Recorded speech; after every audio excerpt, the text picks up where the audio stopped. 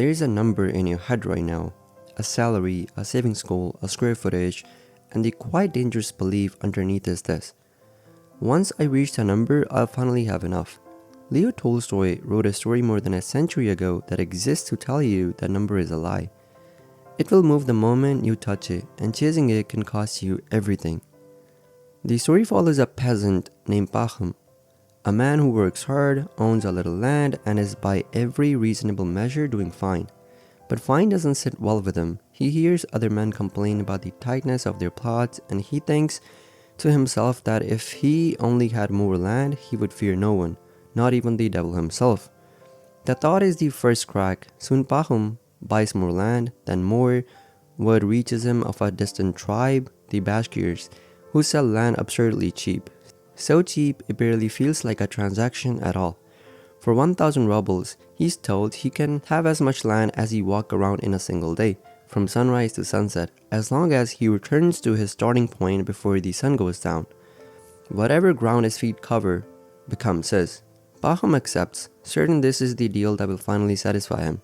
Here's the first thing worth sitting with. Notice that Pacham was never actually short on land. He wasn't starving, he wasn't struggling.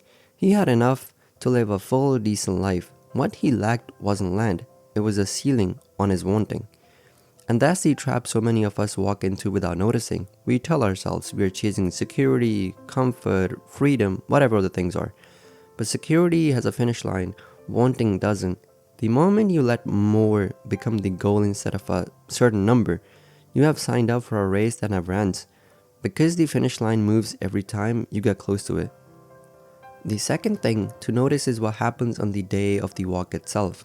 Pacham sets out at dawn, full of discipline and a plan, but as he walks, the land keeps looking better just a little further on. A richer patch of soil here, a better slope for water there. Each time, he tells himself, just a little more, and then I'll turn back. This is the exact shape of how ambition curdles into greed.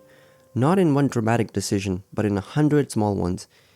Each of them reasonable in isolation. You don't wake up one day and decide to sacrifice your health, your relationship, or your peace for the sake of more.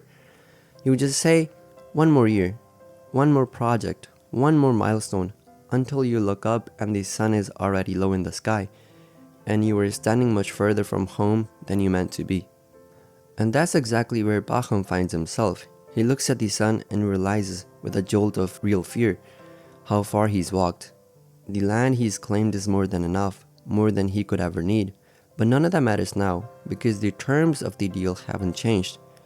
He has to make it back to the starting point before sunset, or he loses everything, including the deal itself.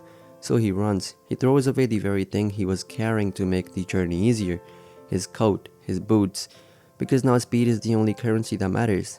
His body is screaming at him to stop, his lungs are burning, but stopping means losing it all, so he pushes past every warning his body gives him. Driven by a finish line he set for himself in a fit of a hunger he no longer fully controls. He makes it, just barely. He crosses the line as the sun touches the horizon and the small crowd watching cheers his success, and then he collapses and he doesn't get back up. His heart, pushed past its limit in a service of a want that was never actually a need, simply stops.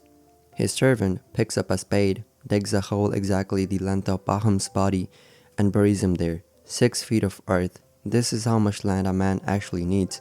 Not the vast stretch he sacrificed himself to claim, but the small, exact plot required to hold what's left of him.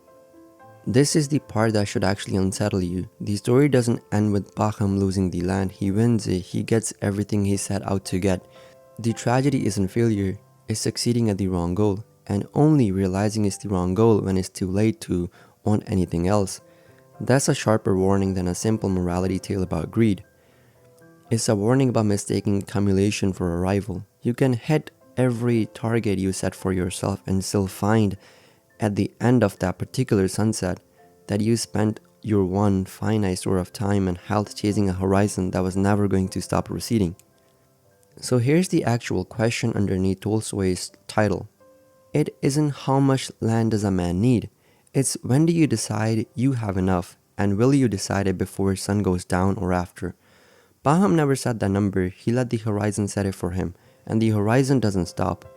If you don't choose your finish line, something else will choose it for you. 6 feet.